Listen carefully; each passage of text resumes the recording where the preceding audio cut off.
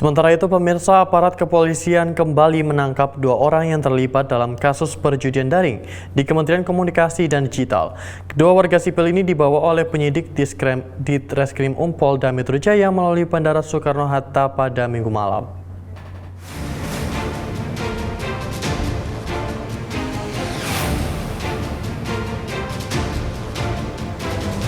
Polda Metro Jaya kembali menangkap 2 orang yang terlibat dalam kasus perjudian daring di Kementerian Komunikasi dan Digital. Kedua warga sipil ini dibawa oleh penyidik di Treskrimum Polda Metro Jaya melalui Bandara Soekarno-Hatta pada Minggu malam.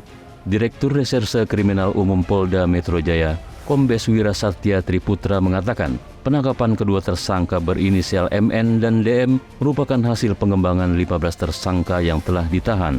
Adapun peran kedua tersangka yang ditangkap yaitu MN bertugas sebagai penghubung antara bandar judi daring dengan para tersangka oknum dari Kementerian Komdigi. Sementara untuk tersangka DM, ia berperan menampung uang hasil dari kejahatan para tersangka lainnya.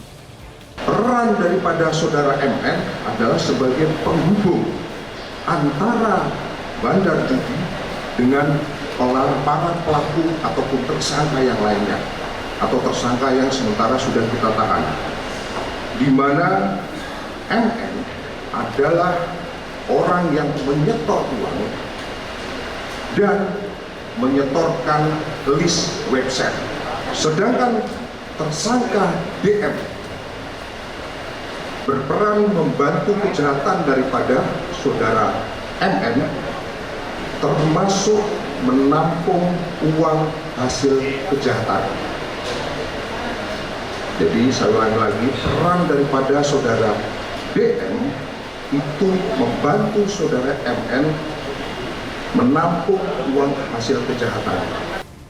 Dari upaya paksa yang dilakukan terhadap kedua tersangka, penyidik di Treskrimum Polda Metro Jaya mengamankan barang bukti uang tunai sejumlah 300 juta rupiah. Selain itu, pihaknya juga telah menyita uang 2,5 miliar rupiah dari rekening tersangka. Kombes Wira menegaskan, dari kasus ini para tersangka akan dijerat dengan pasal berlapis. Penyidikan akan menerapkan pasal tindak pidana pencucian uang kepada mereka yang terlibat dalam kasus ini.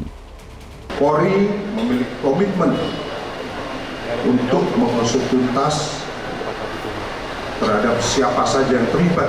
Kemudian di sisi lain, tentunya kami juga memohon dukungan dari instansi-instansi terkait, khususnya dalam hal kami nanti menerapkan tindak pidana pencucian uang, karena terhadap kasus pencucian ini kami akan lapis dengan pasal pencucian uang.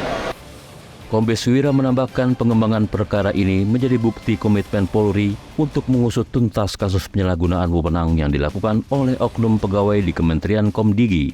Dari Humas Polda Metro Jaya melaporkan untuk Polri TV.